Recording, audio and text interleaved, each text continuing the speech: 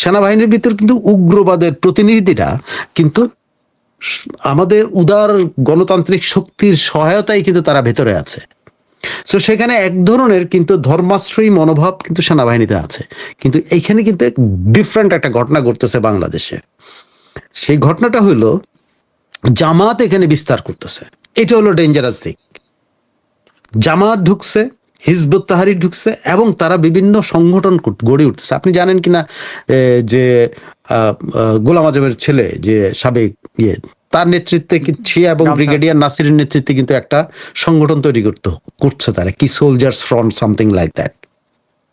যারা মনে আছে আপনি যে ঘোষণা দিয়েছিল আমরা দিল্লি যাই দখল করবো, অমুক করবো, তমুক করবো, আমরা প্যারামিলিটারি ফোর্স তৈরি করব, অনেক কিছু কিন্তু মাথার মধ্যে আছে। আরে এই গ্রুপটারই কিন্তু একটা আইডিয়ার ভিতর দিয়ে কিন্তু তৈরি হচ্ছে যে পুলিশের মধ্যে 50,000 বিপ্লবী পুলিশ গঠন করা। দুইটা শক্তি, একটা হলো রিটায়ার্ড, ওই যে একদম স্পেসিফিক নাম দিয়ে বললাম, আরেকটা হলো ওই গ্রুপ, দুইটা গ্রুপ।